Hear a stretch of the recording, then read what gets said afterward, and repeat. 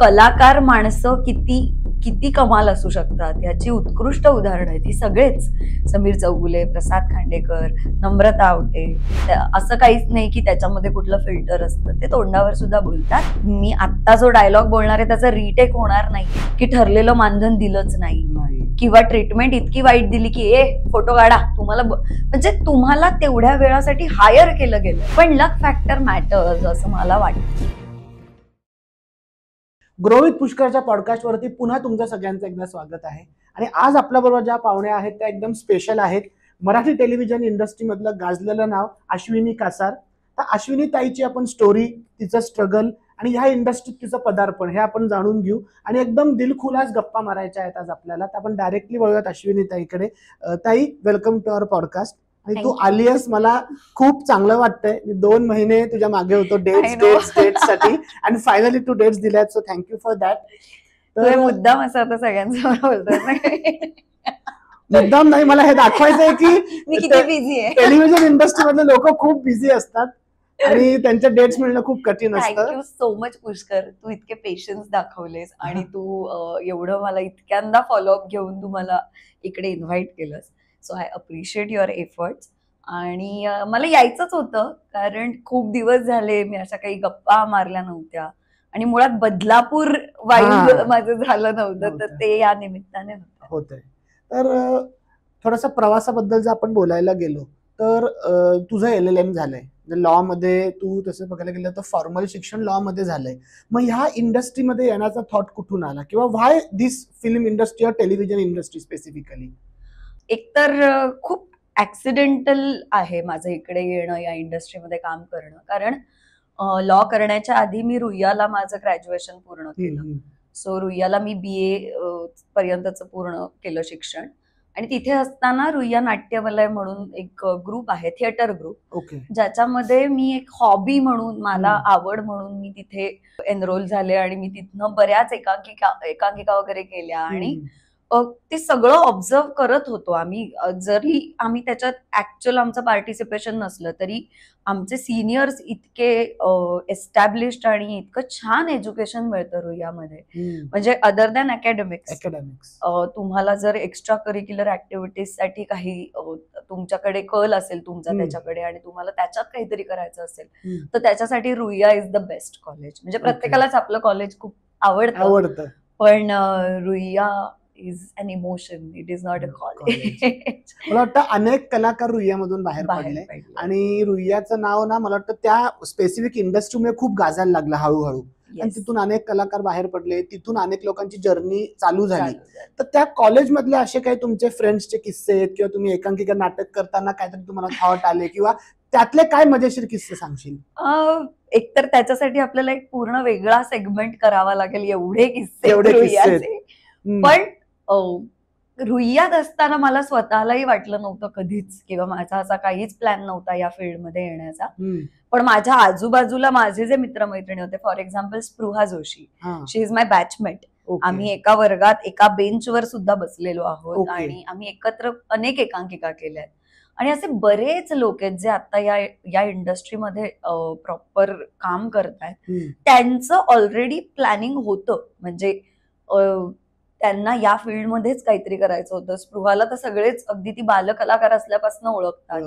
So ती theatre करत होती, ती मालिकांमध्ये काम करत होती आणि for us she was already a celebrity की अरे स्पृहा आहे आपल्या बरोबर. असं त्यावेळेस तो थॉट होता की ऑलरेडी आम्ही सेलिब्रिटी, फ्रेंडशिप आहे आमची आणि मी त्यांच्यासोबत वावरतोय, पण आम्हाला माहित होतं की ती काम करतेय बाहेर.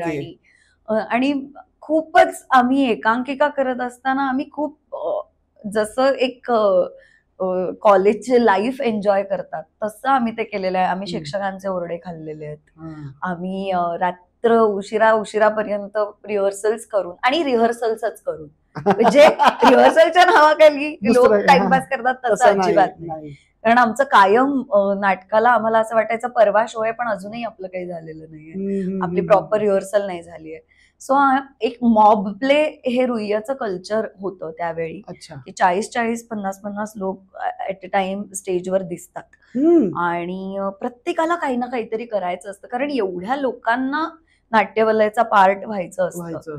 सो तिथपासनं ते सुरू होतं की इफ नॉट ऍक्टिंग तर तिथे बाकी पण भरपूर गोष्टी आहेत, like light designing, direction, production, costumes, या सगळ्या जरी नाटकाशी रिलेटेड गोष्टी असल्या तरी तिथून सुरुवात होते.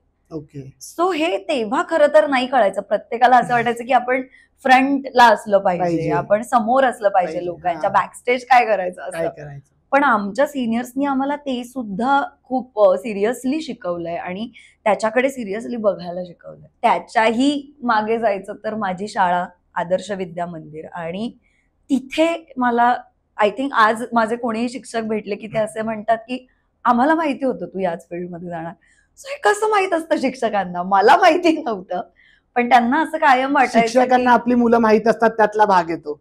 ते नेहमी सगळ्या शिक्षिका माझ्या नेहमी म्हणतात की अश्विनी तुला सरप्राइझिंग असेल, पण गॅदरिंगच्या वेळी आम्ही तुला जे बघायचो त्यात कायम आम्हाला वाटायचं की ही याच फील्डमध्ये काहीतरी करणार. आणि तसा प्लॅटफॉर्म, तसं एक्सपोजर मला म्हणजे आदर्शमधनं मिळालं. खूप क्रिएटिव्हली विचार करायला लावला प्रत्येक गोष्टीवर. सो तिथपासनं हे सुरू होऊन मग डान्सची आवड, मग मी भरतनाट्यम शिकत होते. सो कुठेतरी स्टेजशी कनेक्ट होता. म्हणजे कला आणि कला क्षेत्र याच्याशी शाळेत असल्यापासून कनेक्ट आहे. आणि तिथून थोडीशी आपण गोडी किंवा आवड म्हणू शकतो की निर्माण झाली. भले लॉ मध्ये केलं किंवा LLM केलं, पण कुठेतरी आपण म्हणतो तो किडा असतोच की आपल्याला कलेशी संलग्न आपण असलो पाहिजे कुठे ना कुठे. तर ते तुझ्यात होतं. पण आता म्हणजे शाळा आदर्श, मग त्यानंतर कॉलेज रुईया, ह्या प्रवासात तो एक मुवमेंट कोणता होता की ज्या मुवमेंटला तुला हे हिट झालं असेल की नाही, मी ह्या करिअर मध्ये पदार्पण करून काहीतरी पुढे मला याच्यात फ्युचर दिसतंय. So what was that movement? मी हसतेय कारण मला कायम हे सगळं बोलताना आय रिव्हिजिट दोज मेमरीज आणि मला ते सगळं आठवून हसायला येतं. आत्ता हसायला येतंय, तेव्हा मी रडत होते व्यवस्थित. सो मी त्याला एक ब्लॅक अँड व्हाईट मोमेंट म्हणते. It was a black and white moment. Why? So मी हायकोर्टात प्रॅक्टिस करत होते आणि मी 6च महिने केली. आणि इवन माझे जे सर आहेत ऍडव्होकेट रुई रॉड्रिग्स, त्यांनी सुद्धा रिझ्युमे बघून म्हटलं होतं वाय यू आर डुईंग दिस. त्या रिझ्युमे मध्ये लॉशी रिलेटेड खूप कमी गोष्टी होत्या. ते म्हणाले इंटर्नशिप करत होते मी, त्यामुळे ते कंपल्सरी असतं. सो मी हायकोर्टात करत होते आणि हायकोर्टात ब्लॅक अँड व्हाईट कंपल्सरी असतं वेअर करणं.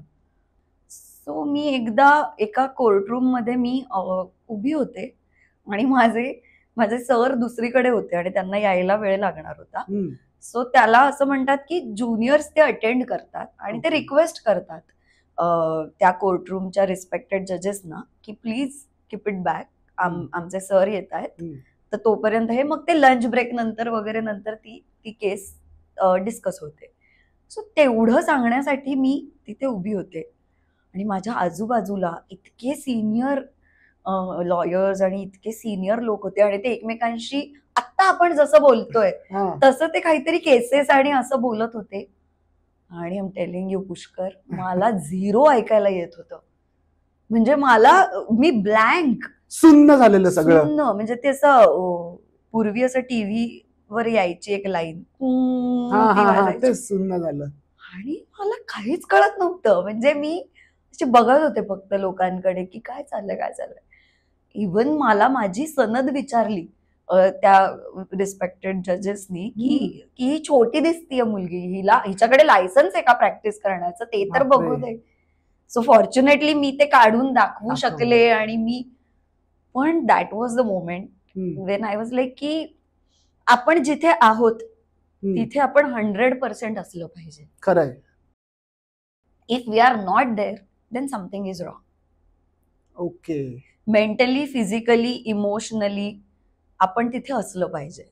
So even my mom use to tell me की तू बदलापूर टू चर्चगेट जाऊन वितो नो, आपण कसा प्रवास करतो ते करून तू घरी येतेस, but you are not happily tired, you are tired. Happily tired. So there is a concept happily tired की तुम्हाला तुमच्या आवडीचं काम केल्यानंतर जो थकवा येतो तो वेगळा असतो. अदरवाईज सगळेच टायर्ड असतोच की आपण काम करून आपण दमतोच. इंडियन फॅमिलीज मुलांना किंवा मुलींना काय सांगतात की CA, डॉक्टर, लॉयर, इंजिनियर ह्याच क्षेत्रात जा. टेलिव्हिजन म्हटलं, फिल्म इंडस्ट्री म्हटली की जरा पेरेंट्सना बिचकतात की अरे तिथे काय फ्युचर आहे, तिथे खूप स्ट्रगल आहे, अशा गोष्टी ऐकल्यात, तशा गोष्टी ऐकल्यात. तर तुझं हे जे फिल्म इंडस्ट्री किंवा टेलिव्हिजन इंडस्ट्रीचं जे करिअर आहे त्यात फॅमिलीचं योगदान किती आहे आणि how family supported you in what all aspects? किती गोड प्रश्न आहे हा. कारण म्हणजे मला या फॉर्मॅटमध्ये असा प्रश्न बऱ्याचदा विचारतात, पण तो इतका छान तू क्राफ्ट केलायस. मला असं वाटतं की म्हणजे आता मी हा विचार करू शकते, when I have done what 15 years I have spent in this industry, त्याच्यानंतर मी हे म्हणू शकते की खूप गरज असते तुम्हाला फॅमिलीने सपोर्ट करण्याची, कुठल्याही क्षेत्रात तुम्ही असा, पण स्पेशली या फील्डमध्ये, because we are in front of camera and we are dealing with emotions. So मी काहीतरी फोनवर भांडणं होत आहेत माझी आणि माझ्या कटकटी चालल्यात आणि मी कट टू कॅमेऱ्याच्या समोर येऊन, लोक स्विच ऑन स्विच ऑफ करू शकतात, पण बऱ्याचदा इम्प्रूव्हमेंट तेव्हाच होते जेव्हा तुमचं फॅमिली चं नेचर सपोर्टिंग असतं. सो माझ्या फॅमिलीने मला खूप उत्तम सपोर्ट केला आणि मला याची जाणीव आहे की बऱ्याच मुलींना, बऱ्याच मुलांना हा फॅमिली सपोर्ट मिळत नाही. सो त्याचं रिझन हेच आहे की आपल्या इंडियन मेंटॅलिटीमध्ये स्टेबल इन्कम हा एक मेजर पॉइंट असतो. सो लोकांना असं वाटतं की आमच्या मुलांनी तेच करावं ज्याच्यामध्ये स्टेबल इन्कम आहे, थोडी प्रतिष्ठा आहे. सो डॉक्टर, इंजिनियर म्हटल्यावर आजही लोकांना जर मेरा बेटा डॉक्टर है, मेरी लड़की ये कर. पण मग माझा ह्याच्यात असा प्रश्न आहे की अगर मेरा बेटा डॉक्टर है, मेरा बेटा इंजीनियर है, CA लॉयर है, तो मेरी बेटी या मेरा बेटा टेलिव्हिजन इंडस्ट्री में है किंवा फिल्म इंडस्ट्री मध्ये आहे किंवा तो एक कलाकार आहे, आपण कलाकार हा शब्द वापरू, तुम्ही कलेची उपासना करणारी लोक आहात, तर मग माझा मुलगा किंवा मुलगी कलाकार आहे याच्यात पेरेंट्सना प्राऊड का फील होत नाही सांगताना? आता व्हायला लागलंय, आता सिनारिओ चेंज होतोय, जेव्हा लोकांना त्याच्यातलं ऍक्च्युअल, म्हणजे त्याच्यात पण आता 2 ग्रुप आहेत. लोकांना ज्यांना फक्त पब्लिसिटी, फेम हवंय, त्यांना रियालिटी शोज हवे, ज्याने आमच्या मुलाचा चेहरा, मुलीचा चेहरा घराघरात पोहोचला पाहिजे. That is one group. The another one is आमच्या मुलांकडे एक कला असली पाहिजे, त्यांनी ती नीट जोपासली पाहिजे, त्यांनी त्याचं ऑफिशियल शिक्षण घेतलं पाहिजे, ते स्किल्स डेव्हलप केले पाहिजेत, ज्याच्यामध्ये त्यांनी आपण म्हणतो ना रियाज केला पाहिजे, असा एक ग्रुप आहे. सो ह्याच्यात सुद्धा फरक आहे. आता हे चित्र बदलायला लागलंय. काय झालं, लेट मी टेल यू, कोरोनामध्ये तुमचं पूर्ण जे काही आपल्याला एंटरटेनमेंट मिळत होतं ते पूर्ण मोबाईलवर आलं. So now everything is there, everything is available. True. आणि सोशल मीडियामुळे लोकांना घराघरात पोहोचण्याची संधी मिळाली. So you don't need anything when you are having a camera and tripod. You are everything. You are an actor, you are a performer, you are a script writer, you are a director, you are a content creator, you are an influencer. आणि तुमच्या फॉलोअर्सच्या नंबरमुळे, तुमच्या व्ह्युअरशिपमुळे people are considering you. So ही जी emotion आहे, कोणीतरी मला व्हॅलिडेट करतंय, त्याच्यामुळे लोकांना आता ती पब्लिसिटी हवी हवीशी वाटू लागली आहे. सो मला आतापर्यंत तरी फॉर्च्युनेटली आम्हाला कामामुळे काम मिळालंय. खरंय, रेफरन्सेस की ह्याच्यात तिने चांगलं काम केलंय, मग ते काम बघा तिचं आणि मग पुढचं काम. पण आजही जेव्हा पेरेंट्स विचारतात, लहान मुलं विचारतात की आम्ही हे कसं करू, आम्ही ते कसं, त्यांना ज्या स्पीडने ते हवंय ना, त्याच्यासाठी माझ्याकडे सोल्युशन नाहीये. एक्झॅक्टली. सो द स्पीड, त्यांना ते उद्या हवंय. फॉर एक्झाम्पल, बालनाट्याच्या शिबिरात मुलं येतात, त्यांच्या आई वडिलांना नेक्स्ट वीक मध्ये अपॉर्च्युनिटीज हव्या असतात. आमचा मुलगा सिरियल मध्ये दिसला पाहिजे, फिल्म्स मध्ये दिसला पाहिजे. प्रॅक्टिकली शक्य नाहीये फॉर 2 reasons. एक तर तेवढा, म्हणजे जेवढी डिमांड आहे तेवढा सप्लाय नाहीये. खरंय. म्हणजे इंडस्ट्रीकडनं तेवढी विचारणा होत नाहीये. आता एवढ्या लोकांना कुठे अकोमोडेट करणार. आणि दुसरं म्हणजे everyone is searching for an X factor. काहीतरी वेगळं तुमच्यात असेल तर तुम्ही पटकन अटेन्शन सीक करू शकता. अदरवाईज तुम्हाला खूप वर्षांची साधना, खूप वर्षांचं तुमचं मेहनत, तुमची ते सगळंच वापरून मगच नाही, तुम्हाला. ह्या पॉइंटला मी ऍग्री करेन, कारण मी सांगतो म्हणजे ही जी मागची जनरेशन येते, जेनझीज म्हणा किंवा ह्यांना ना इन्स्टंट गोष्टींची सवय लागली आहे की मी आज केलं की उद्या रिझल्ट हवाय. तर तो जो स्ट्रगल असतो ना, म्हणजे आज आपण जर समजा शाहरुख खानला बघितलं तर आपल्याला शाहरुख खान गेल्या 10-15 वर्ष दिसतोय, पण आधी 25 वर्ष जी घासली आहे ती दिसत नाही लोकांना. तर त्यामुळे सगळ्यांना ते इन्स्टंट हवंय, पण ते इन्स्टंट होणं शक्य पण नाहीये जसं तू सांगितलंस, कारण उपासना आहे, प्रॅक्टिस आहे, लोकांनी तुम्हाला नोटीस केलं पाहिजे आणि तुमचं काम तेवढं स्ट्रॉंग पाहिजे. एक्झॅक्टली. मुळात तुम्हाला एक्झॅक्टली काय करायचंय या फील्डमध्ये येऊन हा फोकस तरी क्लिअर पाहिजे. So if I am doing something on social media, that is for social media. म्हणजे मला कधीच हे सांगण्याची संधी नाही मिळाली. उलट मला हे खूप बरं वाटतंय की मला माहितीये मी इन्फ्लुएन्सर नाहीये. मी त्यांना डिग्रेड करत नाहीये. त्यांची मेहनत वेगळी आहे, त्यांचा स्ट्रगल वेगळा आहे. Hats off to them. म्हणजे ज्या लेवलला ते लोक कंटेंट क्रिएट करण्यासाठी ब्रेनस्टॉर्म करतात, it is different, it is difficult.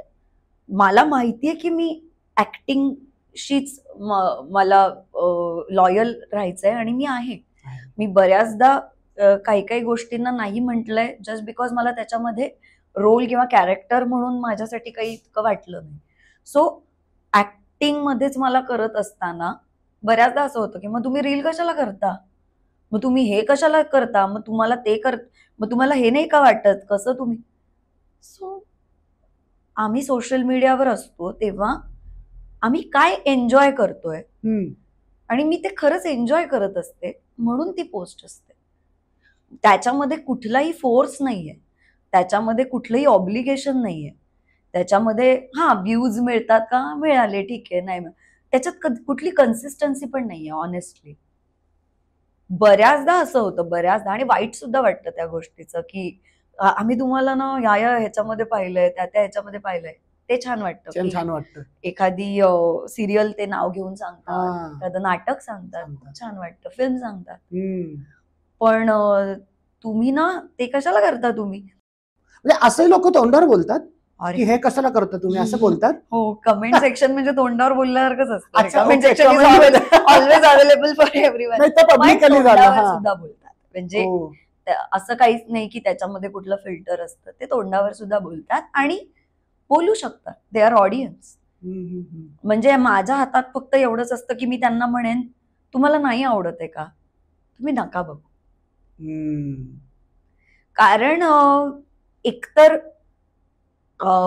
कोणाला तरी काहीतरी प्रूव्ह करण्यासाठी ते नाहीये. It is for sake of entertainment, it is for sake of enjoyment. तेवढं करून दॅट्स इट. आणि त्याच्यापेक्षा पण काहीतरी ऍक्च्युअल काम मी करतेय. Why you are not watching it, ते जास्त अप्रिशिएबल आहे असं वाटतं मला. एक्झॅक्टली. आणि त्याचा त्रास जास्त होतो की हे तुम्ही बघा, याच्यावरनं तुम्ही मला हक्काने नावं ठेवा, बिकॉज तुम्ही मायबाप रसिक श्रोते हो, तुम्हीच आहात.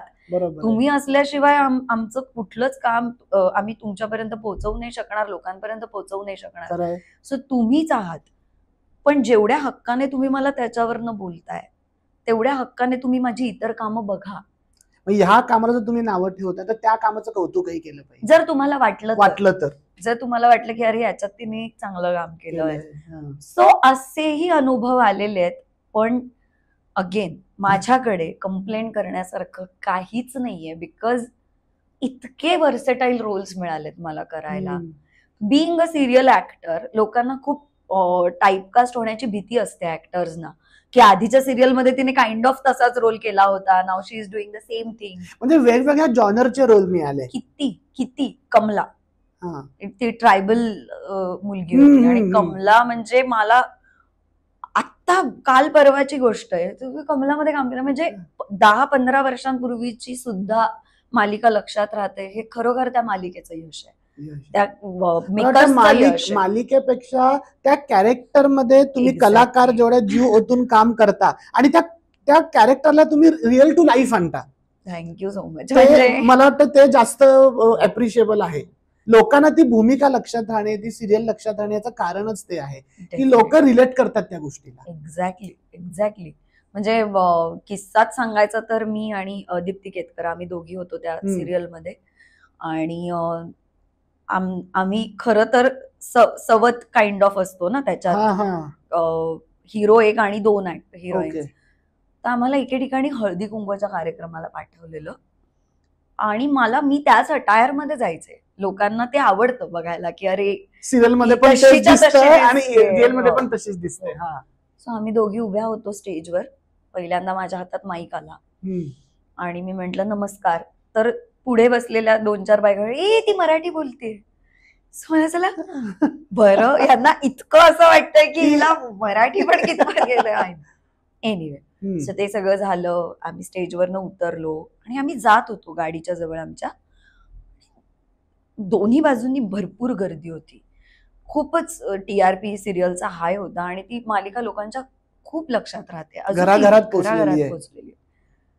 कुठून तरी एक हात आला रॅन्डम आणि मी ती ज्वेलरी आणि हे सगळं घातलेलं होतं आणि म्हणजे असं दंडाला पकडलं आणि खसकन असं ओढलं. आणि ती बाई मला म्हणाली की तू असशील दुसरी बायको वगैरे, पण ती पहिली आहे आणि तीच राहणार. आणि माझं ओके ओके, माझं काही म्हणणं नाहीये प्लीज. दीप्तीताई आली आणि तिने असा हात सोडला. ती म्हणाली अहो तुम्ही वेड्या आहात का, ती सिरियल आहे, हे रिअल लाईफ आहे, तुम्ही तिला असं का बोलताय वगैरे. नाही म्हणजे ह्याच्यातून जे व्ह्युअर्स आहेत किंवा जे मिडल लाईफ किंवा मिडल क्लास फॅमिलीज आहेत ते किती तुमच्या सिरियलशी रिलेट करतात किंवा कनेक्टेड असतात हे बघा तुम्ही. की मी तुला सांगू का, when it comes to serials class doesn't matter. Exactly. कारण इतकी व्हरायटी आहे सिरियल मध्ये की कुठल्याही घरातले लोक कुठल्या रादर नवऱ्याला जी आवडेल मालिका ती बायकोला आवडेल असं नाहीये. म्हणजे वेगवेगळा इंडिव्हिज्युअल ऑडियन्स आहे सिरियलचा. सो हे करेक्ट आहे तू म्हणतोस ते, लोक रिलेट करतात. आणि मला पर्सनली असं वाटतं की तुम्ही जर समजा एक विलनचा रोल करताय आणि जर लोक तुम्हाला हेट करताय तर तुम्ही यशस्वी विलन आहात. हा एक्झॅक्टली. तर तसंच तुझ्यासोबत पण झालं की एवढा हेटरेट निर्माण झाला म्हणजे किती तू ती भूमिका रिअल लाईफ मध्ये उतरवली अशी. जरा ओव्हर रिअलिस्टिक झालं मला. So same with Molkarinbai. Molkarinbai मध्ये आम्ही एक 4 जणी ज्या होतो, ज्यांच्या प्रत्येकीची एक स्टोरी होती. त्याच्यामध्ये आऊ होत्या, उषा नाडकर्णी, सारिका नवाथे, सुप्रिया पाठारे, भार्गवी चिरमुले. सो अशा आम्ही भरपूर आमच्या स्टोरीज घेऊन आम्ही त्या सिरियल मध्ये आलेलो. मी एकदा ट्रेनने प्रवास करत होते, माझं गुंजन नावाचं कॅरेक्टर होतं. ओके. सो ती पण अशी वस्तीत राहणारी आणि कोणाला तरी ती बेबी सिटर असते, कोणाला तरी सांभाळायला कोणाच्या तरी घरी जात असते. सो एक कॉलेज मधल्या मुलींचा ग्रुप होता. तर त्या ज्या फ्रेंडली नोटला माझ्याशी बोलायला लागल्या, ए गुंजन गुंजन गुंजन, मग तू आमच्या पण सोसायटीत येशील का काम करायला. ओके. बापरे. हे लोकांना तेव्हा ऑडियन्स पण तितका इनोसेंट होता. कारण तेवढं सोशल मीडिया हार्श नव्हतं. ते तुम्हाला इतकी रियालिटी नाही दिसायची. लोकांचं प्रायव्हेट लाईफ वेगळं असायचं, ते बऱ्याचदा लोकांना माहिती नसायचं. Now everyone knows everything, everyone is available on social media. त्यामुळे एव्हरीवन कॅन सी की तू आज शूटला नव्हतीस, मी तुझी स्टोरी पाहिली, आज तू इकडे इकडे फिरत होतीस. हे जे डिस्टन्स कमी झालंय ना, त्याच्यामुळे लोकांना आता डिफरन्स कळतो की ते काही नाही रे, ते सिरियल मध्ये असतं, ते सगळं खोटं असतं रे, ते खोटं असतं.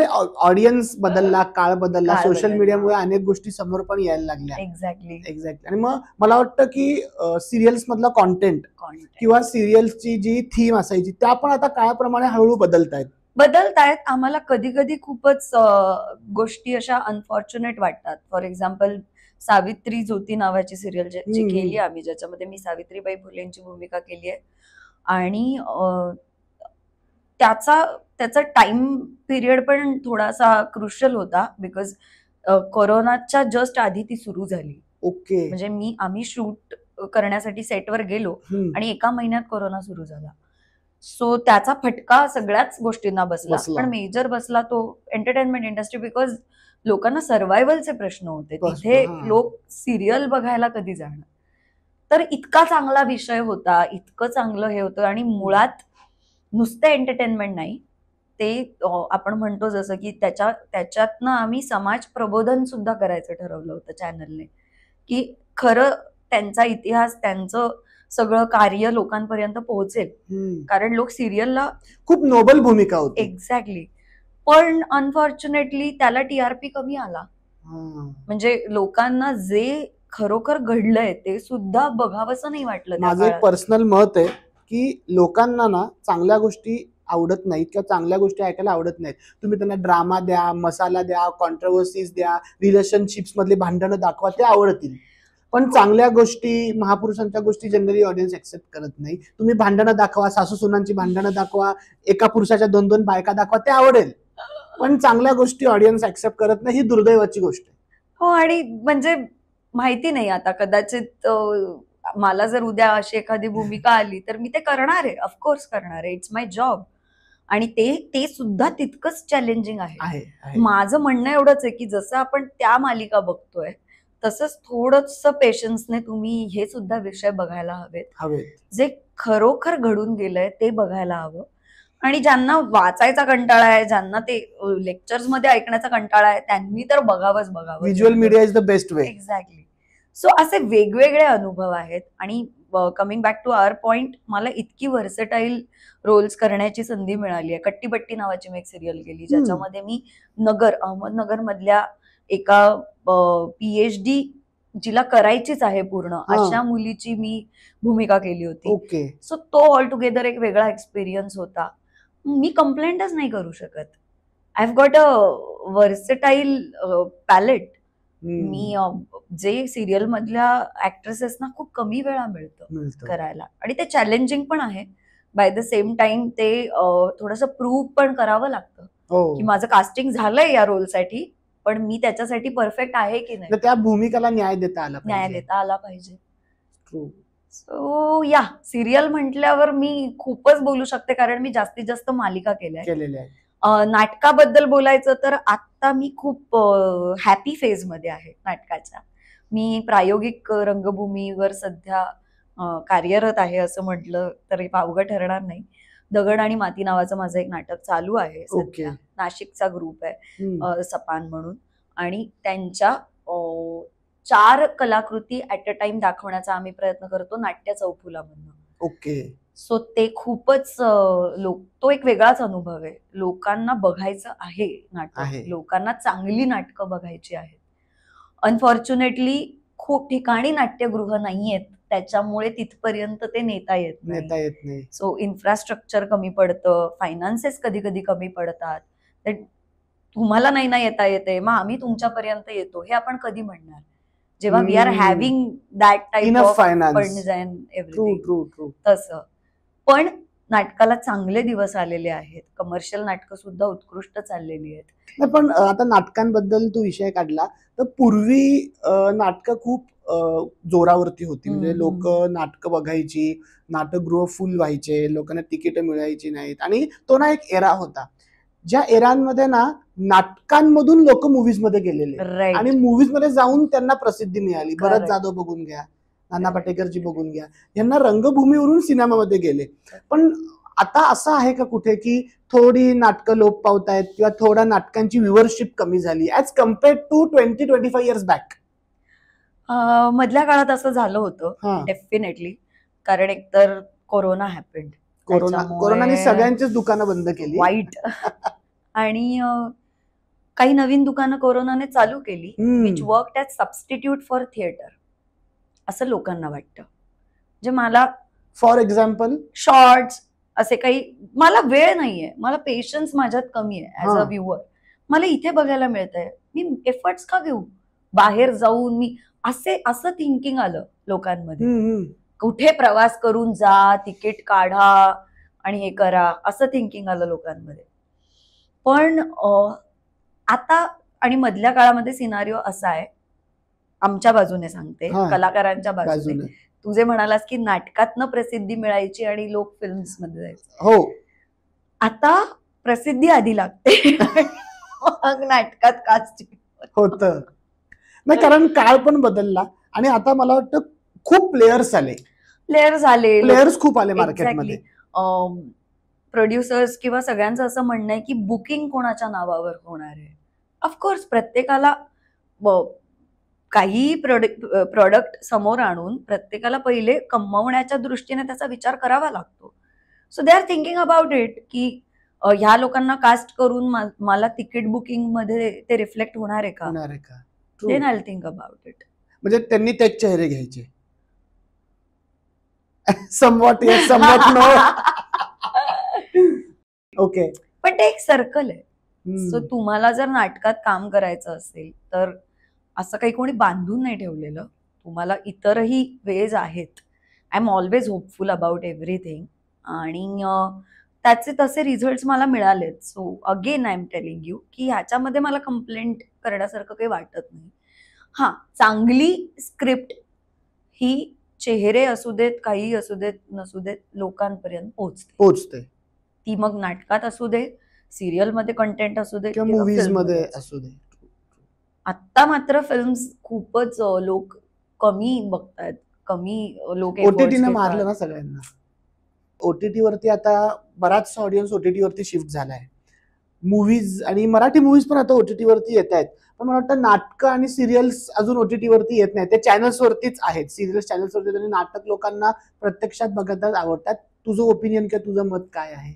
माध्यमच बदलेल ना. ओटीटीचं पर्पजच वेगळं आहे आणि नाटक म्हणजे तुम्हाला लाईव्ह काहीतरी बघायला आवडतं. मी उलट असं म्हणेन की स्टँडअप्स लोकांना आवडायला लागलेत. लाईव्ह लोकांना बऱ्यापैकी जाऊन बघावंसं वाटतं. म्हणजे मुंबईतलं वीकेंड लाईफ आता त्या पद्धतीने शेप होताना दिसतं की कॉर्पोरेट सेक्टरमध्ये काम करणारी मुलं जी वेगवेगळ्या राज्यातनं मुंबईत येतात आणि त्यांना वीकेंडला काय करावं, तर त्यांना एक मल्टी कल्चरल काहीतरी एंटरटेनमेंट एक्सपेक्टेड असते जे स्टँडअप मधनं फुलफिल होतं बऱ्याचदा. आणि अननेसेसरी ड्रामा नसतो स्टँडअप मध्ये.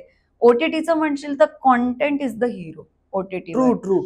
आणि आपल्याला बिंज वॉच आणि याच्यासाठी जर वेळ असेल तर आपण एका मागोमाग एक अनेक सिरीज बघू शकतो. पण हल्ली लोकांचे ते पेशन्स पण बऱ्यापैकी कमी झालेत. त्यामुळे शॉर्ट सिरीज आणि शॉर्ट ह्याच्यावर सुद्धा लोक शिफ्ट होत आहेत की हे किती एपिसोड्स मध्ये संपणार आहे. 12 episode I can watch, 25 episode माझ्याच्याने नाही होणार बघणं. असं पण सगळ्यात मोठा फायदा असा आहे की तुला हवं तिथे तू ते पॉज करू शकतो, तुला हवं तिथे ते प्ले करू शकतो. सो त्याच्यामध्ये मध्ये ऍडव्हर्टाइजमेंट येत नाहीत. इफ यू हॅव सबस्क्राईब्ड इट तर तिथे ऍडव्हर्टाइजमेंट येत नाहीत. तिथे तुला त्या वेळेसाठी थांबावं लागत नाही. हा, अगदीच एपिसोड अपलोड व्हायचा राहिलाय तर मग तुला थांबावं लागतं. सो ते सगळंच खूप व्ह्युअर पॉइंट ऑफ व्ह्यू ने असल्यामुळे ते व्ह्युअर फ्रेंडली. लाईव्हची जी मजा आहे ती आपण तिकडे कनेक्टच करू शकत नाही ओटीटीला. लाईव्हची मजा लाईव्ह आहे, ओटीटी वरती ओटीटीची मजा वेगळी आहे. डिपेंड्स ऑन तू कुठल्या जनरेशनला बिलॉंग करतो याच्यावर या प्रश्नाचं उत्तर डिपेंड आहे. मला नाटकात काम करायला आवडतं कारण लाईव्ह ऑडियन्स आहे समोर. It's challenging. मी आत्ता जो डायलॉग बोलणार आहे त्याचा रिटेक होणार नाहीये. तर ते लोकांची मिळणारी दाद पण समोरनं मला लगेच कळणार आहे. असं सिरियलला नाहीये, असं फिल्मला नाहीये. सो मला आवडतं पण इट डझंट मीन की तेच बरोबर आहे आणि तसंच प्रत्येकाला वाटलं पाहिजे. लोकांना वेगवेगळं वाटू शकतं. कोणीतरी कम्फर्टेबल आहे कॅमेरा बरोबर. ओपिनियनचा डिफरन्स ऑफ ओपिनियन्स आहे. एक्झॅक्टली. मगाशी आपण म्हणत असताना एक विषय घेतला की आपले जे इंडियन पेरेंट्स आहेत किंवा इंडियन ट्रेडिशन मध्ये की मुलींनी किंवा मुलांनी जायचं नाही इंडस्ट्रीमध्ये. तर इंडस्ट्रीमध्ये जायचं नाही त्याची कारणं पण समाजात अशी प्रचलित आहेत की वाईट सवयी लागतात, नको नको त्या गोष्टी चालू होतात किंवा ती इंडस्ट्री आपल्यासाठी नाही. तर असं हे जे लोकांना वाटतं हे कितपत खरं आहे, तर नक्की तसं आहे का तसं फोफावून सांगितलेलं आहे? मला वाटतं मी अशा माझ्या ओळखीच्या इतर लोकांना आणावं जगासमोर की हे इंडस्ट्रीत काम करत नाहीत बरं का, पण तरी यांना वाईट सवयी आहेत. सो तुमच्या वाईट सवयी, आपल्या वाईट सवयी, चांगल्या सवयी, आपले संस्कार, आपलं थिंकिंग याचा आणि तुम्ही कुठल्या फील्डमध्ये काम करता याचा खूप कमी संबंध असतो. तुला सवयीने कदाचित असं वाटेल की मी आता तुझ्या सहवासात आहे आणि मी काहीतरी चुकीची गोष्ट करतेय, तर तुला कदाचित वाटेल काय फरक पडतो, अश्विनी पण करते हे. पण असं कुठल्याच क्षेत्रात वाटत नाही. असं नाहीये, बाकीचे पण फील्ड्स आहेत की बरोबर. ज्याच्यामध्ये या गोष्टी घडतात. त्याचा फील्डशी काय संबंध? पण आपलं कन्सायन्स आपल्याला सांगत नाही का? ह्याचा काय म्हणजे ह्याचा संबंध काय? मी ऍक्ट्रेस आहे म्हणून माझ्याकडे लायसन्स आहे का वाईट गोष्टी करण्याचं? नाही, असं तर अजिबात नाहीये. पण मग हा एक स्टिरियोटाईप आहे, म्हणजे हा एक समज बनलाय की ऑनस्क्रीन काम करणारी लोक, कारण ह्याचं कारण असं आहे की त्यांच्याबद्दलचे रुमर्स, त्यांच्याबद्दलच्या गोष्टी, मीडिया, आणि म्हणजे कुठे आता आपण कुठे हॉटेलात चहा कॉफी प्यायला जरी गेलो आणि कोणी मित्र जरी बसला असेल आणि मीडियाला तिकडे पोचले, अरे इथे हे लोक बसलेत नाही, त्याची चर्चा चालू होते. आणि तिथे आपण कॅज्युअली जरी भेटलो असू तरी त्याच्या 10 गोष्टी होतात. मग ते भेटले, मग काहीतरी सुरू झालं असेल, मग जगासमोर हे आलेलं नाहीये. मग ह्या गोष्टी फिल्म इंडस्ट्रीतच होतात असं नाहीये, अजिबातच नाहीये. या कुठल्याही इंडस्ट्रीत होऊ शकतात. रादर मी तर मग म्हणेन की इतर कॉर्पोरेट इंडस्ट्रीज मध्ये तर आत्ता त्या गोष्टी बाहेर यायला लागल्या आहेत की त्या आता किती भीषण. हो, म्हणजे लोक फिल्म इंडस्ट्रीमध्ये ऍटलिस्ट इमेजला थोडस जपून त्या गोष्टी हे करत असतात. इथे बाकीकडे तर असं काहीच नाही. तो एवे ही बदनाम है लोग. एवे ही बदनाम है. ट्रू. आणि हे बघ, हे प्रामाणिकपणे मान्य करते की बऱ्याचदा असे किस्से समोर आलेले आहेत लोकांच्या. त्यामुळे ते आता कसं झालंय ना की कानफाट्या नाव पडतं बघ, तसं झालेलं आहे ते की म्हणजे कन्फर्म यांच्यातच काहीतरी फॉल्ट, यांनीच काहीतरी. ऍक्च्युली मला असं वाटतं की बघा, आता प्रत्येक फील्डमध्ये किंवा प्रत्येक करिअर्समध्ये ना ड्रॉबॅक्स आहेत. आणि फक्त टेलिव्हिजन इंडस्ट्री किंवा फिल्म इंडस्ट्रीच्या काही गोष्टी लोकांसमोर आल्या आणि लोकांना असं वाटायला लागलं की ह्या इंडस्ट्रीतली सगळी लोक अशीच असतील. त्यांनी तो एक जनरल रूल करून टाकला, जनरलाइज केली ती गोष्ट त्यांनी.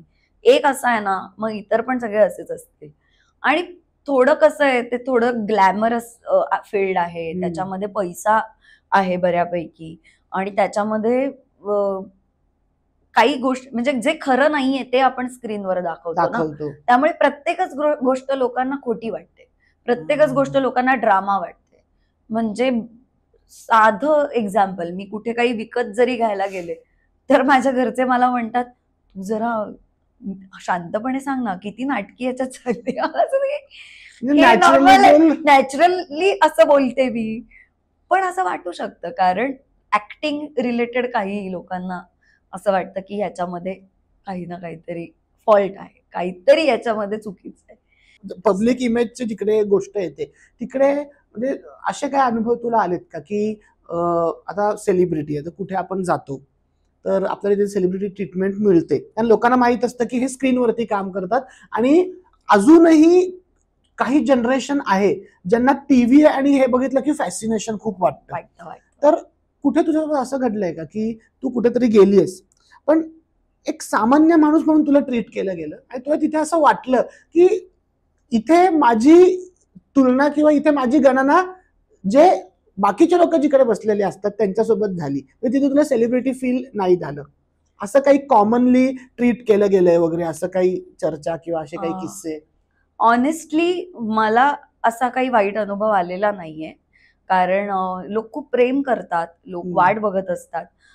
ग्रँटेड कधी कधी धरतात लोक, किंवा कंपॅरिझन करताना त्यांच्या मनात वेगळेच स्टँडर्ड्स असतात, वेगळेच लोक, म्हणजे माझी तुलना कोणाशी केली जाते किंवा कोणाची तरी तुलना माझ्याशी केली जाते. तर मला असं वाटतं की तो पण एक प्रोफेशनल व्यवहार असावा. ते पण तुम्हाला कल्पना आहे ना, तुम्ही कुणाला बोलावलंय, तुम्हाला कल्पना आहे त्यांनी काय काम केलंय, एक तर त्याची आधी माहिती करून घ्या. त्याच्यानंतर मानधन ठरवलं जातं. मी किस्से खूप ऐकलेत माझ्या फील्ड मधल्या लोकांचे की ठरलेलं मानधन दिलंच नाही, किंवा ट्रीटमेंट इतकी वाईट दिली की फोटो काढा, तुम्हाला म्हणजे तुम्हाला तेवढ्या वेळासाठी हायर केलं गेलंय. मला हेच विचारायचं आहे की सी आफ्टर ऑल कलाकार म्हणजे तो नाटकाच्या स्टेजवरचा असो, तो मराठी टीव्ही सिरियल मधला असो, तो मराठी सिनेसृष्टीतला असो, हिंदीतला असो किंवा हॉलिवूडचा असो, शेवटी तुमचे लेवल्स वेगळे असतील किंवा तुमचं कामाची पद्धत जरी वेगळी असेल तरी शेवटी तुम्ही कला जोपासणारीच लोक आहात. तर मग हा भेदभाव केला जातो का की मराठी सिनेसृष्टीतल्या नाटकांच्या लोकांसाठी कधी कधी हवी तशी ट्रीटमेंट मिळत नाही, पण तसं एका हिंदीतला कलाकार आला तर त्याच्यातली पूर्ण गोष्ट बदलली जाते? फॉर्च्युनेटली आत्ता तरी असं मराठीत घडत नाहीये, कारण मराठी कलाकार खूप जाणीवपूर्वक निवडतात असे इव्हेंट्स आणि हे. पण ही फॅक्ट आहे की हिंदीवाल्यांना मानधन जास्त असतं, त्यांना एक मोठा bigger platform is available for them, म्हणजे नेशन वाईड दिसत आहेत ना ते लोक.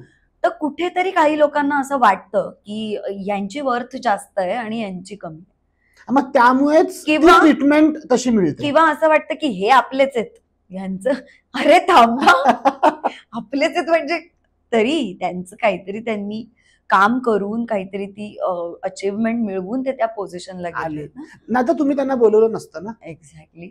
आणि कलाकार म्हणून मला असं वाटतं की लोकांची गल्लत कुठे होते, जास्त फेम, जास्त पब्लिसिटी, जास्त पैसा, ट्रू, म्हणजे सर्वोत्कृष्ट कलाकार.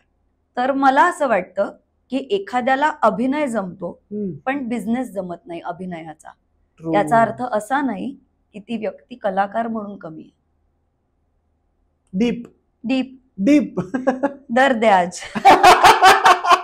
खूप डीप होत आहे. बरोबर. पण हे ती फॅक्ट आहे की बिझनेस ऑफ ऍक्टिंग जे गरजेचं आहे किंवा त्यासाठी लोक कमावण्यासाठी काम करतात वगैरे वगैरे वगैरे वगैरे सगळं मान्य.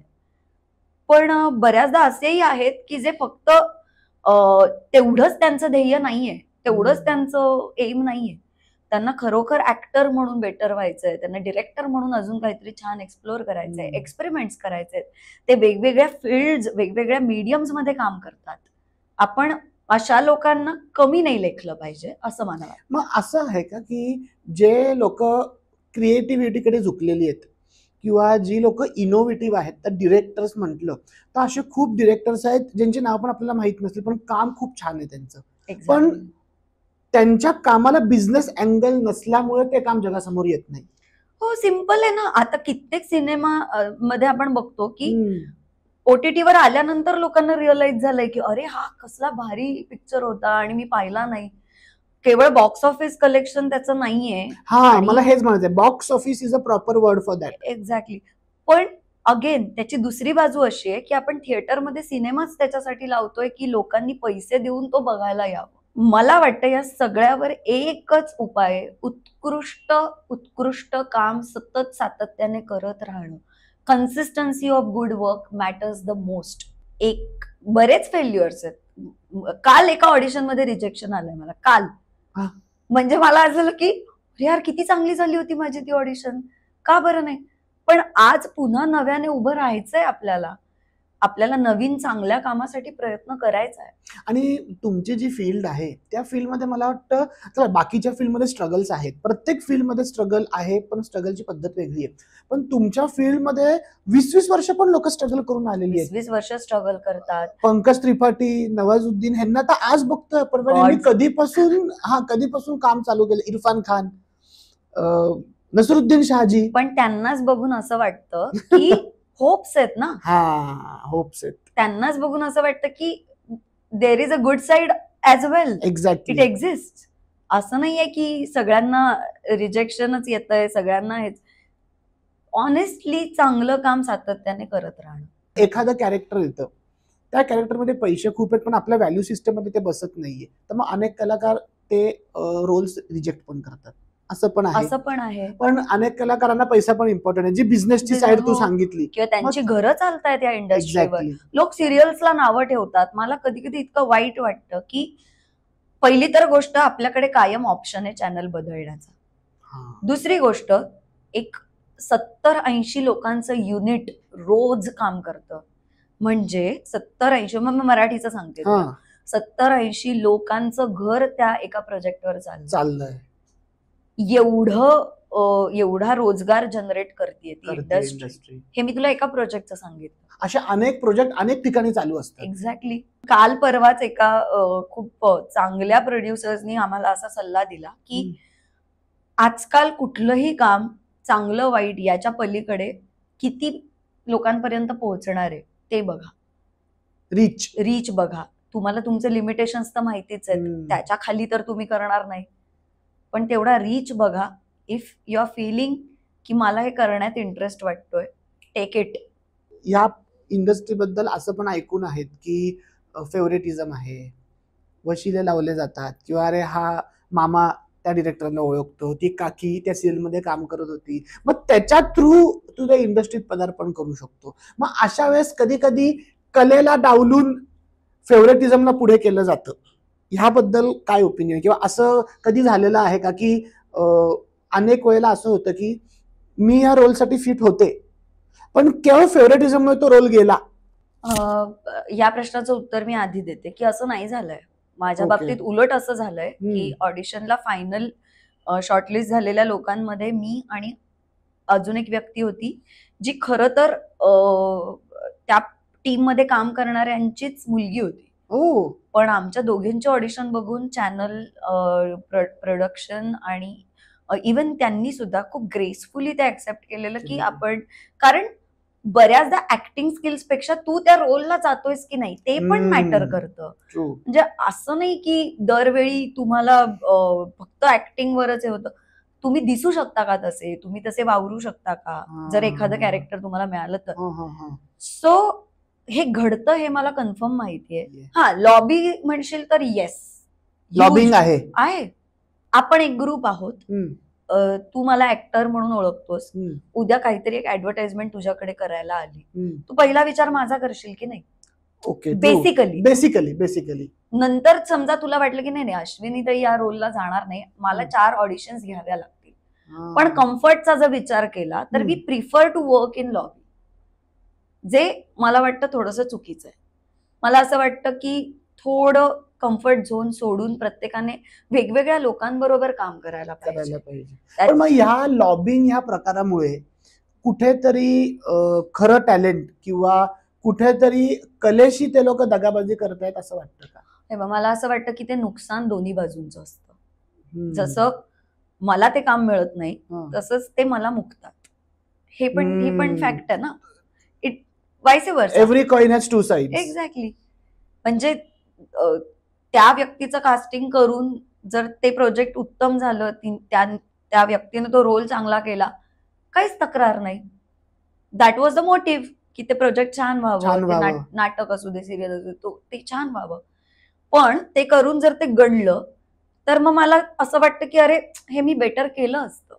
सो हे बोथ वेज आहे. जसं ते मला डावलतात तसंच मलाही असं वाटूच शकतं की तुम्ही मला मुकलेले आहात, तुम्ही मला नाही म्हणत आहात, ही कदाचित तुमची पण चूक असू शकते. हा तुझा जो प्रवास आहे त्या प्रवासामध्ये अनेक मोठ्या मोठ्या कलाकारांसोबत काम करायची संधी मिळालेली असेल, तर त्या कलाकारांसोबतचे किस्से म्हणजे उषा नाडकर्णी जी झाल्या, ऐश्वर्या नारकर जी झाल्या, त्यांच्यासोबत भरपूर काम केलेलं आहे, तर त्यांचे किस्से किंवा त्यांच्यावर तुला काय अनुभव आले, ऍज अ पर्सन त्या कशा आहेत, त्याबद्दल काय सांगशील? ऑनेस्टली यांच्यासोबत मी काम म्हणजे एकच प्रोजेक्ट केलंय. सोबत एक मालिका केली मी, मोलकरणबाई नावाची, आणि आमचं ऑनस्क्रीन जे रिलेशन दाखवलेलं की मी त्याच्यामध्ये मला काही फॅमिलीच नसते आणि त्यांनी मला काइंड ऑफ दत्तक घेतलेलं असतं आणि ते तसंच रिलेशन होतं आमचं अदरवाईज सुद्धा. अच्छा. हा, म्हणजे ओरडे पण मी खाल्लेत त्यांचे खूप, पण तेवढ्याच हक्काने, म्हणजे मला असं गपचूप मला ती खाणाखुणा करायच्या, असं की अश्विनी लाडू आणलाय तूच खा. हो, आणि फुडी, तेवढं लाड पण असायचे सेटवरती. खूप खूप फुडी. एकतर सगळ्यांनाच माहितीये की आऊ खूप उत्कृष्ट जेवण बनवते, मासे उत्कृष्ट बनवते, आणि काहीतरी एक बॉन्ड होता आमच्यात समहाव. म्हणजे बऱ्याचदा असिस्टंट्स वगैरे बोलायला घाबरायचे की पटकन आपल्याला ओरडा मिळाला तर काही जरी, तर ते असं सांगायचे की अश्विनी मॅम हे असं असं करायचंय. नाही, सांगा ना, तुम्हीच सांगा, मी नाही. तर मी मजा घ्यायचे. पण ती तशीच आहे, मनात एक बाहेर एक, असं काही नाही. जे पोटात ते ओठात तेच आहे. आणि मला तरी असं जीवाला जीव लावणारी आऊ दिसली, म्हणजे, आणि असे बऱ्याच लोकांचा असा अनुभव आहे ज्यांनी तिच्याबरोबर काम केलंय. म्हणजे नंतर सुद्धा आत्ता आम्ही इतकं कॉन्टॅक्ट मध्ये नाही आहोत, पण आऊचा हमखास फोन यायचा, काय ग कुठे आहेस, काय करतेस, ये मग घरी, मासे खायला ये वगैरे. मी एक किस्सा मात्र आऊचा नक्की सांगेन. आम्ही एक सीन शूट करत होतो ठाण्यामध्ये, रस्त्यावर होता तो सीन, आणि नुकतंच एक रियालिटी शो करून आऊ त्याचं शूटिंग झालं होतं आऊचं, आणि तो शो संपला होता. मी काहीतरी बोलत होतो, डायलॉग्स प्रॅक्टिस करत होतो, आणि बायका अशा जात होत्या रस्त्यावरनं, आणि पटकन एक असा घोळका आला आणि लोकांनी आऊच्या पाया पडायला सुरुवात केली. बापरे. म्हणजे माझ्या समोर हे घडलंय, त्यामुळे मी हे कधीच विसरू शकत नाही की खरं तर तिची इमेज स्क्रीनवर अशी खूप कजाक दाखवतात, भांडकुदळ आणि असं, पण त्या रियालिटी शो मुळे असेल किंवा अदरवाईज आऊंच्या इंटरव्ह्यूज मुळे असेल, ती अशी खूप कशी व्यक्ती आहे हे लोकांना कळलेलं आहे. त्यामुळे त्या बायकांनी एकदम असं, पण तेवढाच रिस्पेक्टही आहे, तेवढाच रिस्पेक्ट आहे, तेवढंच त्यांना जिव्हाळा वाटतो तिच्याविषयी, आणि हा कुणालाही वाटतो, मलाही वाटतो. सो आऊंचा तो एक एक्सपिरियन्स मी कधीच नाही विसरणार. ऐश्वर्या नारकर, आम्ही दोघींनी एकच नाटक सोबत केलंय, आणि ज्याचे प्रयोगही फार नाही झाले, पण ते नाटक सुद्धा सुंदर होतं. त्याच्यातल्या तिचा रोल तर अमेझिंगच होता, पण माझाही त्यातला रोल खूप छान होता. आणि अविनाश नारकर, ऐश्वर्या नारकर, आम्ही एक कुटुंब झालो. म्हणजे एक निमित्त ठरलं, आम्ही एक कुटुंब झालो. आम्ही भेटायचो, आम्ही खूप फिरायचो. लोकांना असं वाटतं की रीलमुळे आम्ही खूप, ऍक्च्युली मी त्यातला एक आहे ताई, कारण मला हा बॉन्ड माहितीच नव्हता, आणि आय एम शुअर की ऑडियन्स नाही माहित नसेल की रील्स मध्ये तुम्ही अनेक वेळेला एकत्र दिसता, तर तुमचा तो बॉन्ड कसा वाढला किंवा त्या बॉन्डचे काय किस्से आहेत, कसं झालं, म्हणजे ते कसं डेव्हलप झालं? काहीच असे किस्से असंच काहीच नाही आहेत. मला अविदादांना आणि ऐश्वर्याताईला, आम्हाला फिरायला खूप आवडतं, मला आणि अविदादांना खायला खूप आवडतं. सो आम्ही असं वेगवेगळ्या ठिकाणी जायचो. आम्ही असंच एका फोटोशूटला भेटलेलो, माझं आणि ऐश्वर्याताईचं फोटोशूट होतं. सो ते करत असताना मी सहज म्हंटल अविदादांना की मला ना हे असं रील वगैरे करून बघायचंय. तर मी असंही नाही की तुम्ही करा, मी असं म्हटलं मला हे करून बघायचंय. तर ते म्हणाले आपण करू, चल. म्हटलं नको, म्हणजे मी तुम्हाला कसं रील मध्ये इन्क्लूड करू असं. तर ते म्हणाले नाही मला पण करून बघायचंय, चल. आणि मग आम्ही केलं, आणि त्यांनी मग ऐश्वर्या ये तू पण, तर तिला आम्ही जबरदस्ती लिटरली खेचून आम्ही असं उभं केलं, आणि मला नाही येत, मला डान्स सांगू करायला. त्यांनी त्यांचं करिअर जेव्हा चालू केलं असेल तेव्हा हे इंस्टाग्राम, फेसबुक काहीच नव्हतं. ते असतं, तर ते म्हणजे मी तेच म्हणतोय की आता पण त्यांना ती पॉप्युलॅरिटी मिळतेच आहे, पण ती तेव्हाच त्यांना मग अजून जास्त दुप्पट तिप्पट झाली असती.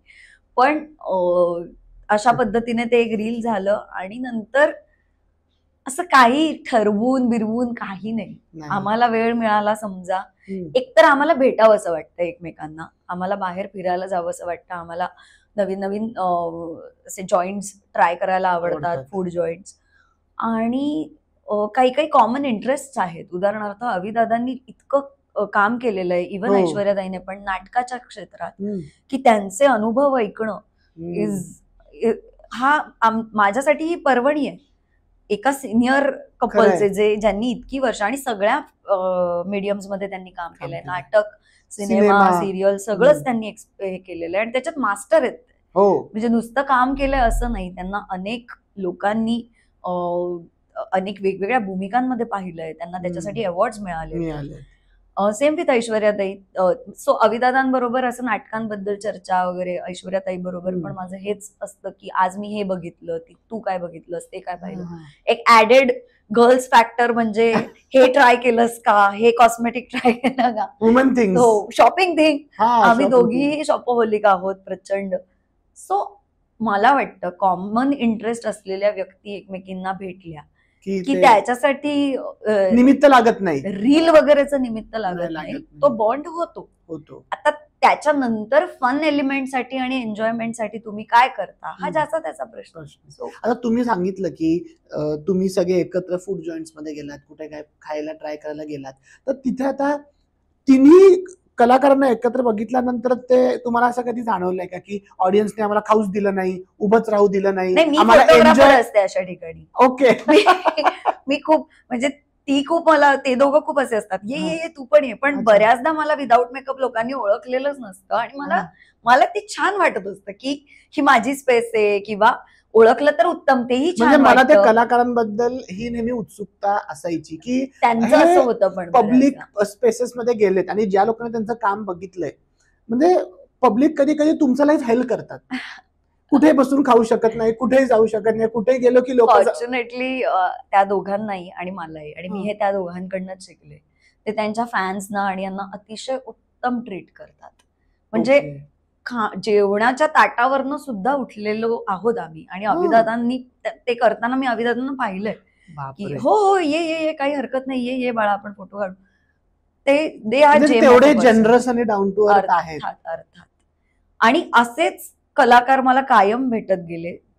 असा एक मोठा बंच आहे की जे आता सगळ्यांच्या नजरेत खूप यशस्वी, म्हणजे एक्स्ट्रीम सक्सेसफुल असे ते लोक आहेत, पण ते त्यांच्या बरोबर काम करणं हा एक अमेझिंग एक्सपिरियन्स आहे. ते म्हणजे हास्य जत्राची टीम.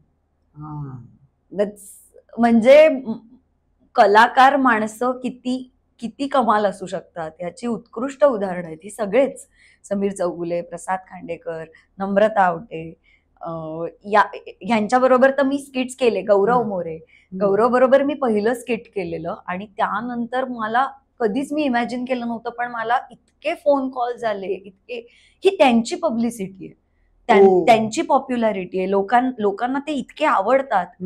ओंकार राऊत असू देत, आम्ही काम ज्यांच्या बरोबर मी स्किट्स केले, अरुण कदम आहेत त्याच्यामध्ये, प्रभाकर मोरे आहेत, शिवाली परब आहे, ईशा, अख्खी टीम. त्यांच्याकडनं खूप शिकण्यासारखं आहे, आणि त्यांच्याकडनं सगळ्यात महत्वाची गोष्ट म्हणजे एका अत्यंत डिफिकल्ट फॉर्मॅटला ते इतकं सहज प्रेझेंट करतात. सो कॉमेडी काम करणं खूप डिफिकल्ट आहे. ते म्हणतात ना, doing comedy is a serious job. आणि त्यात त्यांनी मास्टर, म्हणजे त्यांनी पीएचडी केली आहे सगळ्यांनी त्याच्यामध्ये. मग त्या टीम बरोबर काम करताना असे काही अनुभव किंवा किस्से आहेत किंवा काय सांगशील का, की ट्रोल केलं, त्रास दिला किंवा असं काही? कारण त्यांची जी पब्लिक म्हणजे तशी आहे ना, ते तसं दाखवतात, स्वतःला पोर्ट्रे करतात.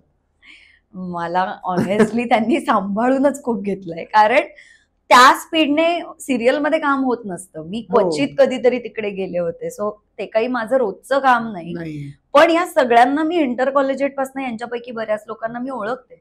सो गौरव मोरे, ईशा माझी रुईया मधली ज्युनियर आहे, म्हणजे अकॅडमिकली. म्हणजे हे सगळे पण रुईयाचेच बाय प्रोडक्ट्स आहेत? सगळे नाही, काही त्याच्यातले. ईशा रुईयाची आहे, त्यानंतर गौरव वगैरे. इंटर कॉलेजिएट म्हणजे वेगवेगळ्या कॉलेज मधले. सो पृथ्वीक प्रताप, इंटर कॉलेजिएट पासूनच आम्हाला तो माहिती आहे, आणि इज अ वर्सेटाईल ऍक्टर. नम्रताला मी काम करताना पाहिलेलं आहे एकांकिकांमध्ये, याचा त्याच्यात. सो आम्हाला ती माणसं आधीच माहितीये. इट्स जस्ट दॅट की हास्य जत्रानंतर ते किती एका फॉर्मॅटमध्ये ते किती भारी आहेत हे लोकांना कळलं, आणि मग तिथे गेल्यानंतर मग टाइमपासच जास्त. सो म्हणजे तुम्हाला हे येतं, तुम्ही, मला रिहर्सलची गरज आहे, मी भीती नाही. आणि त्या सगळ्यांनी मला, तू करशील ग, तू शांत हो, तू मस्त करशील, काही टेन्शन घेऊ नको, इतकं ते रिलॅक्स करून टाकतात. माझ्यासाठी हास्य जत्राचं शूट म्हणजे एक असं पिकनिक डे असतो ना, की ज्याच्यामध्ये आपलं आवडतं काम करायला पण मिळतं, आणि एन्जॉय पण करायला, रिलॅक्सेशन पण मिळतं, आणि खूप भारी माणसं भेटतात. दिवसभर हसत असते मी त्या सेटवर. अदर दॅन स्किट सुद्धा आमचं असं काही ना काहीतरी त्यांचं चाललेलं असतं किंवा आमचं चाललेलं की हसणं इज मस्ट. आणि त्याचे दिग्दर्शक खूप कमाल आहेत, सचिन गोस्वामी, सचिन मोठे सर. सो ते कॅप्टन ऑफ द शिप ज्याला म्हणतात, की जे सगळं ते होल्ड करतात आणि ते सगळं पुढे नेतात, हे ते त्यांच्यापैकीच हे आहेत.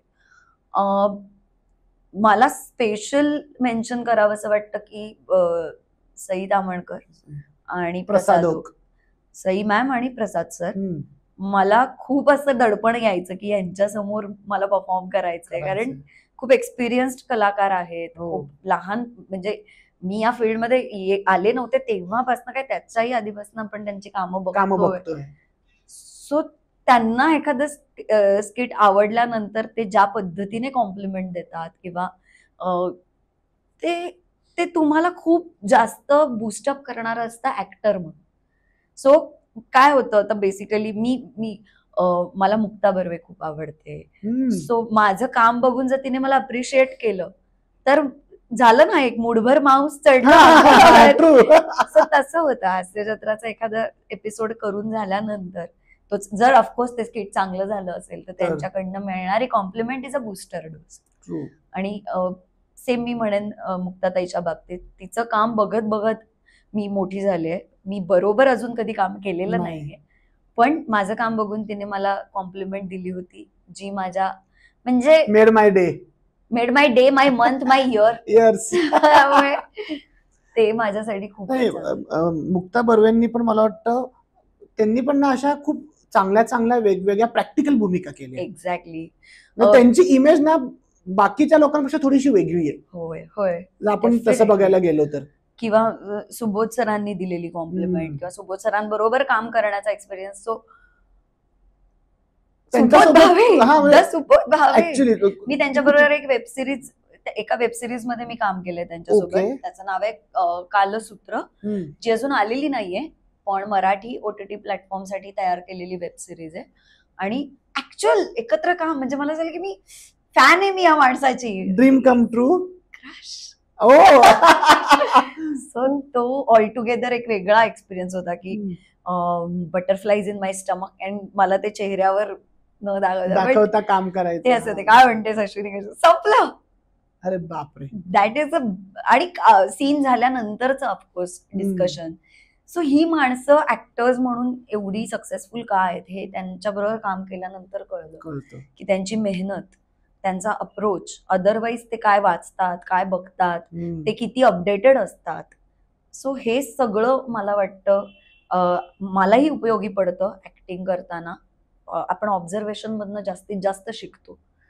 तुमचं फील्ड मला वाटतं असं येत आहे की तुम्ही जेवढं काम कराल आणि जेवढं काम बघाल, जेवढं दिग्गजांबरोबर स्टेज किंवा स्क्रीन शेअर कराल, तेवढं तुमच्या अनुभवात भर पडत जाते आणि तेवढा तुमचा परफॉर्मन्सला ना वलही येत जातो. एक्झॅक्टली. कारण ह्या लोकांचा पण प्रभाव पडतोच ना तुमच्या परफॉर्मन्सवर कुठे ना कुठे. यांच्यासोबत स्क्रीन शेअर करणं म्हणजे खूप मोठी गोष्ट झाली. डेफिनेटली. आता अनेक म्हणजे खूप युथ आहे जे लोक ऑलरेडी कोणी BMM करतंय, कोणी मास मीडियामध्ये आहे. अनेक युथ असं पण आहे जे नाटक करतायत, छोटे मोठे रोल्स करतायत, शॉर्ट फिल्म्स मध्ये येतात, पण त्यांना इंडस्ट्रीत यायचंय. कुठेतरी प्रत्येक माणूस एका चान्ससाठी थांबलेला असतो. मग अशा युथसाठी किंवा अशा लोकांसाठी तू काय एक टिप किंवा संदेश देशील की जर या इंडस्ट्रीत यायचं असेल, पदार्पण करायचं असेल, तर तुमच्यात ह्या 4 गोष्टी पाहिजेत किंवा ह्या 3 गोष्टी पाहिजेत, तर कुठेतरी तुमचं काम नोटीस केलं जाईल? फर्स्ट ऑफ ऑल मला वाटतं मलाच त्यांच्याकडनं टिप्स घ्यायची गरज आहे, कारण दिस जनरेशन इज व्हेरी स्मार्ट. त्यांना व्हर्टिकल स्क्रीन तर कळलेली आहे. ट्रू. म्हणजे माझी सगळी छोटी भावंड एडिट करतात. हो. तर मला असं होतं की मला अजूनही नाही माहिती. त्यामुळे ही जनरेशन खूप स्मार्ट आहे. त्यांचं ते खूप गोष्टी बघतात, एक्सपिरियन्स घेतात. यातूनही अजून जर काही सल्ला तर अजिबात मी देऊ शकत नाही. सल्ला नाही म्हणत, पण आपण असं म्हणतो ना की टिप्स की म्हणजे ह्या गोष्टी केल्या किंवा तू जेवढा अनुभव घेतला, तू जेवढा कलाकारांसोबत काम केलं, तू जेवढं त्यांचे स्ट्रगल ऐकले बघितले असतील, आणि जसा काळ बदलतोय हे सगळंच आपण अलाइन केलं, तर त्या लोकांना जर ह्या इंडस्ट्रीत काम करायचं असेल किंवा ह्या इंडस्ट्रीत कुठेतरी सक्सेसफुल व्हायचं असेल, सक्सेस हॅज नो फॉर्म्युला. पण तुझा अनुभव काय सांगतो? मी एकतर त्यांना असं सांगेन की मेनस्ट्रीम आपण जे काही काम करतोय किंवा ज्याच्यात आपल्याला, हे माझं मेन फील्ड, ह्याच्या व्यतिरिक्त पण एक्सप्लोर करा. बिकॉज या इंडस्ट्रीमध्ये एक गोष्ट, सुरुवातीच्या काळात तरी असं होतं की एक गोष्ट करत राहणं इनफ नाहीये, आणि एव्हरीथिंग इज व्हेरी को रिलेटेड. त्याच्यामुळे ते वाया नाही जाणार. So if you want to become an actor, तुम्ही सायमल्टेनियसली तुम्ही थोडंसं डिरेक्शन मधलं पण तुम्हाला माहिती पाहिजे, तुम्हाला टेक्निकल बऱ्यापैकी नॉलेज पाहिजे, त्याने तुम्हाला कॅमेरा कळतो. अशा वेळी तुम्हाला हे कळतं की मी असं उभं राहिल्यावर, असं केल्यावर माझा हा अँगल चांगला दिसतोय बुवा, तर हे कुठेच वेस्ट जात नाही. दुसरी गोष्ट, जेव्हा तुमच्याकडे मेन काही काम नसतं तेव्हा तुम्ही इतर 4 गोष्टी करू शकता. So make your self capable of doing those things. दुसरी टिप मी अशी देईन की आता फॉर्मॅट बदलतोय बऱ्यापैकी. हॉरिझॉन्टल होत्या स्क्रीन, आता आपण रील्स बघतो, आणि शॉर्ट्स आणि सो सगळं खूप शॉर्ट टर्म होत चाललंय. तर कमीत कमी रॉ मटेरियल मध्ये जास्तीत जास्त चांगलं प्रेझेंट कसं करायचं याच्यासाठी थोडा एफर्ट्स त्याच्यासाठी घेतले पाहिजेत प्रत्येकाने, कारण लोकांकडे पेशन्स नाहीये. सगळ्यांना रीलमुळे नाही आवडलं, चला पुढे पुढे पुढे. सो त्यासाठी स्वतःला थोडस तयार करा, सक्षम करा. तिसरी टिप हेच की पेशन्स सगळ्या फील्ड्समध्ये रिक्वायर्ड आहेत. पेशन्सला शॉर्टकट नाहीये. You have to be patient. आणि बाकी सगळं तर खूपच काय म्हणूया, खूप थिओरिटिकल आहे की तुम्हाला 100% दिलं पाहिजे वगैरे वगैरे. पोरं मेहनत घेतात याच्याबद्दल मला विश्वास आहे. सो ती मेहनत तेवढीच इनफ नाहीये. तुला असं वाटतं का की ह्या फील्डमध्ये फक्त मेहनत किंवा फक्त डेडिकेशन किंवा कन्सिस्टन्सी असून फायदा नाही, कोणतरी लक फॅक्टर पण आहे? तो तर मेजर आहे. पण म्हणजे एखादा माणूस 10 वर्ष मेहनत करतोय पण लक साथ देत नाही, मग कदाचित त्या फील्डमध्ये सक्सेस मिळणार नाही. पण एखादा माणूस 2-3 वर्ष काम करून पण चांगले त्यांना फिल्म्स मिळतात, असं काही? मी या गोष्टी मानते, लक फॅक्टर. ते जर म्हणजे ज्यांना हे याच्यावर विश्वास नाही ते तर कन्फर्म, म्हणजे आता कमेंट सेक्शन मध्ये कळेल मग याच्यानंतर. Let's wait for that. पण लक फॅक्टर मॅटर्स असं मला वाटतं. लक लागतं. कारण असं म्हटलं जातं ना की समजा 1000 लोक फील्ड मध्ये येऊ पाहतात तर 100च लोकांना काम मिळतं किंवा 200च लोकांना काम मिळतं, बाकीच्या 800 लोकांचं काय? मग कुठेतरी लक फॅक्टर आहे, कुठेतरी स्टार्सचा फॅक्टर आहे याच्यात. डेफिनेटली आहे. पण म्हणून तुम्ही मेहनत करणं सोडायचं नाही किंवा कन्सिस्टन्सी तोडायची नाही. किंवा मला असंही वाटतं की काही लोकांमध्ये तुमचं लक बदलण्याची सुद्धा धमक असते. सो लक फॅक्टर असतो पण ते बदलण्याची पण तुमच्यात ताकद असते, जी एक्सप्लोर करायला हवी. तेवढी जिद्द पण हवी. की माझं लक मी बदलेन किंवा माझं काम तेवढं सक्षम. लोकांना वाटतं स्ट्रगल म्हणजे इतरांनी क्रिएट केलेले barriers. It is not like that. Struggle is आपणच क्रिएट केलेल्या बॅरियर्सला आपणच ओव्हरकम करायचं. म्हणजे प्रिव्हियस डे पेक्षा आपण नेक्स्ट डे किती चांगलं काम करतोय, रोज आपण किती चांगलं काम करू शकतोय याकडे फोकस केलं पाहिजे. कॉम्पिटिशन अवेअर असली पाहिजे, कोणाशी तुमचं कॉम्पिट होतंय ह्याचा अवेअरनेस पाहिजे. पण तेवढंच नाही धरलं पाहिजे की मला आता ह्याच्याच पुढे जायचंय असं नाही. आपण म्हणतो कॉम्पिटिशन करायची ते स्वतःशी करा किंवा कंपॅरिझन करायचं स्वतःशी करा की मी 4 दिवस पहिले किती बेटर होतो आणि आज 4 दिवसानंतर मी किती बेटर झालोय. सेल्फ अनालिसिस आपण म्हणतो तो ह्याच्यात खूप इम्पॉर्टंट आहे. आणि तो तुम्हाला मुळात कलाकार म्हणून तो तुम्हाला जास्त बेटर परफॉर्मन्स देण्यासाठी उपयोगी पडतो, तो फॅक्टर. ओके. सो येस, खूप चांगल्या गप्पा झाल्या आणि खूप चांगले इन्साइट्स पण दिले, खूप मिथ्स क्लिअर केले. माझ्या डोक्यात खूप गोष्टी अशा होत्या की असं असतं का तसं असतं का, अर्थात ऑडियन्सच्या डोक्यात त्या असतात जे त्या फील्डशी कनेक्टेड नाहीयेत. सो थँक्यू फॉर कमिंग, वेळ काढून. आणि परत अशाच नवीन किस्से घेऊन मी प्रयत्न करेन की परत 2-3 महिन्याने तुझे अजून काही डेट्स मिळतील. मी प्रयत्न करेन की तोपर्यंत मला असे एक्सपिरियन्सेस आलेले असू दे, काहीतरी नवीन गोष्टी तू सांगशील, शेअर करता येतील मला तुझ्याशी. मला पण खूप छान वाटलं आणि मुळात खूप ब्रीफ झालं जे काही झालं त्याच्यामुळे यू डिसाइड. आपण भेटूया, आपण नक्की. पण थँक्यू फॉर कमिंग. आणि आमच्या ऑडियन्ससाठी नक्कीच काहीतरी व्हॅल्युएबल तू दिलेला आहेस आणि ऑडियन्स नक्कीच काहीतरी व्हॅल्युएबल घेऊन जाईल या डिस्कशन मधून. अश्विनी ताईसोबतच्या गप्पा तुम्हाला कशा वाटल्या हे आम्हाला कमेंट्समध्ये नक्की कळवा. या व्हिडिओला लाईक करा, चॅनलला सबस्क्राईब करा. पुन्हा भेटूयात पुढच्या पॉडकास्टमध्ये.